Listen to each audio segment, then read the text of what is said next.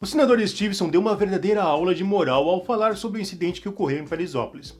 E ao chamar a atenção de uma mãe, ele fez um dos mais bonitos discursos no Senado. Aqui fala de feminicídio, aqui fala de violência da mulher, aqui se fala de estupro, aqui se fala de crimes contra a mulher, que tem que ser imprescritível e hediondo. Mas vocês permitem, vocês do sexo feminino, que músicas falem mal de vocês, que tornem vocês como objeto lascivo para o desejo masculino. Que você possa dizer que o corpo é seu e faz o que você quiser. Eu, como homem, estou dizendo, se respeitem, para eu poder respeitar vocês.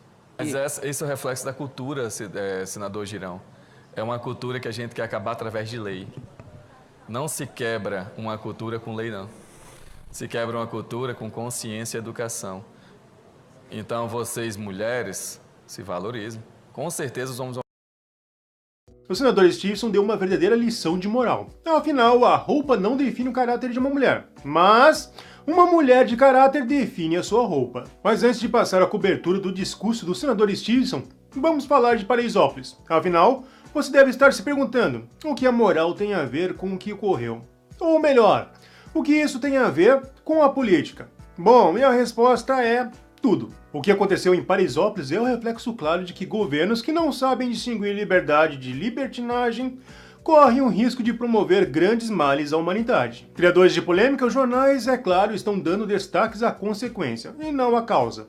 Afinal, a morte de 9 jovens e a citação contra a polícia vem de muito mais exemplares. Porém, se os jornalistas tivessem a mínima responsabilidade moral, desastres como este poderiam ser evitados. A causa é muito simples. Os desgovernos petistas permitiram que grupos da periferia criassem comunidades que acreditam fielmente que podem viver e se organizar sem qualquer interferência do governo.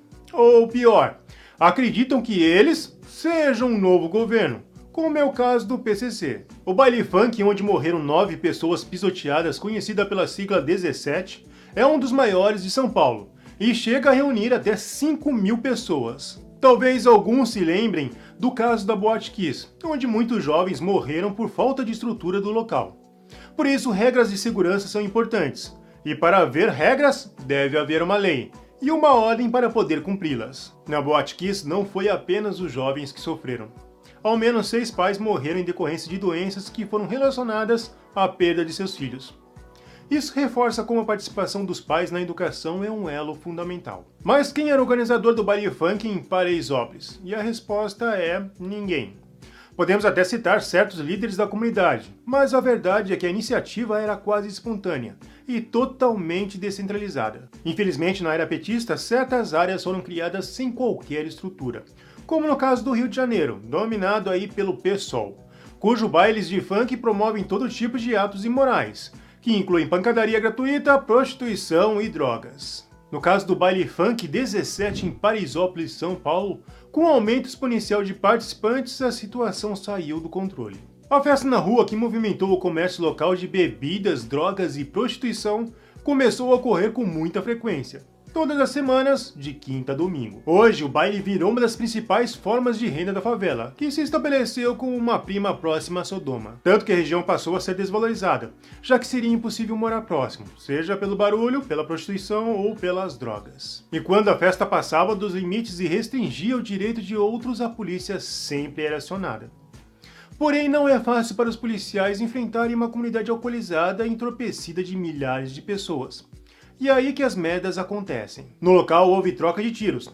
Bombas de efeito moral foram utilizadas. Policiais chegaram a ser agredidos. E diante a pressão e ao nervosismo, com milhares de pessoas correndo pelas ruas e vielas, 9 pessoas foram mortas pisoteadas. O senador Stevenson possui 16 anos de experiência como policial militar e foi eleito sem usar o fundo partidário. Inclusive, eu tive a honra de divulgá-lo aqui no canal ano passado, o que resultou em uma das maiores viralizações. Foram mais de 30 milhões de visualizações em todas as plataformas. Ele, mais uma vez, com toda a sua experiência na área, mostrou como a vida do policial é difícil. Eu queria a sua opinião sobre isso. Sua opinião sobre o que aconteceu lá em São Paulo. Vou falar sobre policial, sobre policiamento, senador Girão. Às vezes é muito fácil estar em casa e assistir uma operação policial e criticar. Às vezes é muito fácil você estar em casa e dizer que a polícia foi quem fez o disparo. Às vezes é muito fácil, senador Girão, a gente tá assistindo a televisão e assistir uma parte de um vídeo.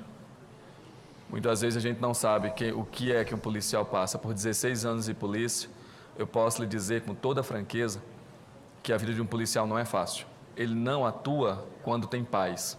Ele não atua quando está tranquilo. Ele atua quando tem distúrbio, divergência, turba.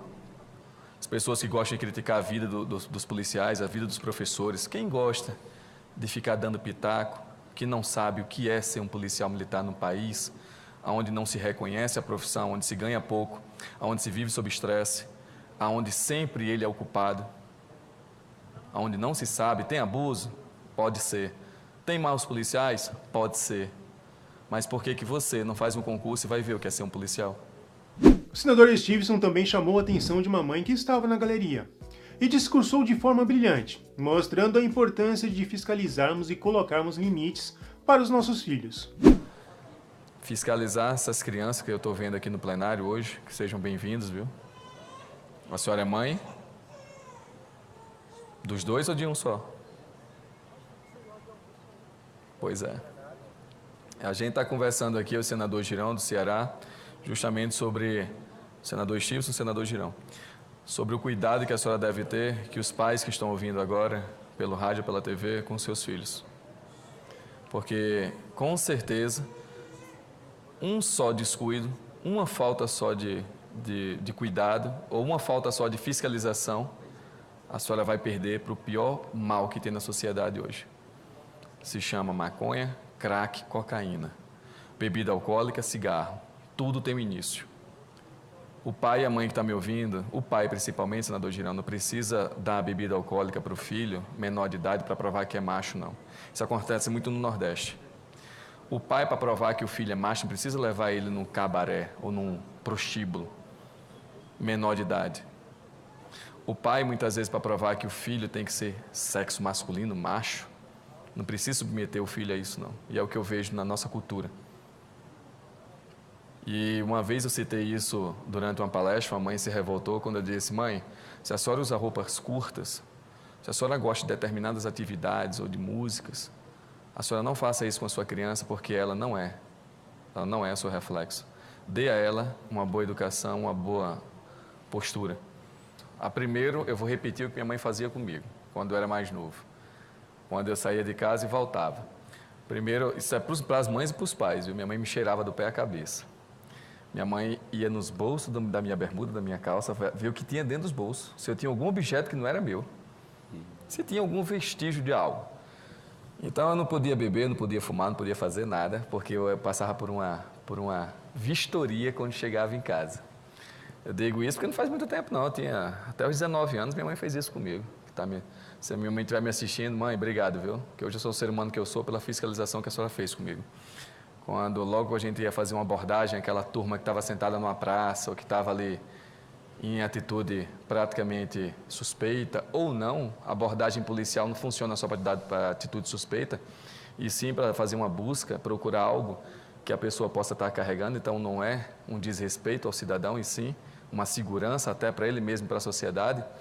Então nós íamos nas mãos, identificava pela coloração das mãos.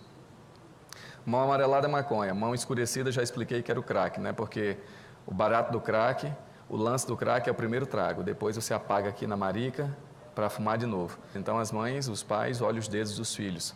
Entre os dentes fica a fuligens, no espaço, como se fosse tártaro, mas é uma fuligem escurecida, pode ser crack. Porque os pais muitas vezes ficam com receio, né, de fiscalizar os filhos. Eu não sei o senhor, mas o meu bota a cabeça para baixo para ver tudo. Eu vejo até o DNA dele. Porque eu não quero perder para o traficante. Eu vi muitas pessoas serem perdidas para a droga. O traficante, senador Girão, ele não tem escrúpulo nenhum. Ele quer dinheiro. Quanto mais ele viciar, mais mercado consumidor ele tem. Porque quem ama, mãe, com certeza não dá liberdade, não. Dá fiscalização, dá controle, dá regra, dá limites. Então, para os pais que estão ouvindo, para as mães, para os irmãos, para quem tiver preocupação com seu parente, com seu amigo, e para os jovens que podem estar ouvindo também, Girão, não vá na conversa do seu amigo que vai dar certo, viu? É só um tapinha, é só para fazer a cabeça, para se distrair. Escute bem, você vai entrar num lugar que não vai sair. Eu digo isso por experiência de 16 anos. combatendo a droga. E o que podemos tirar de lição em tudo isso? E, claro, aplicar na política. Libertinagem não é liberdade. A esquerda acredita que seu modo de libertinagem seja, na verdade, de liberdade. Mas eu pergunto, que liberdade é essa que nos coloca submissos e escravos aos vícios? Por isso, o que chamamos de conservadorismo é o melhor modelo de doutrina política e econômica. Porque, ao contrário do que dizem, ele não é uma doutrina inventada pelo homem, como no caso o socialismo, mas sim um modelo que surgiu através da necessidade natural e social da humanidade. Basicamente, o conservadorismo se resume às conquistas da humanidade, que deram resultado em uma disputa de modelos sociais onde muitos foram fracassados, como o caso do socialismo. Portanto, podemos afirmar que o conservadorismo consolidado nas bases morais cristãs é o resultado de um aprendizado histórico, algo parecido com a seleção natural, porém na visão das estruturas sociais. Bom, então é isso aí. Se você gostou muito desse vídeo, como eu, curta,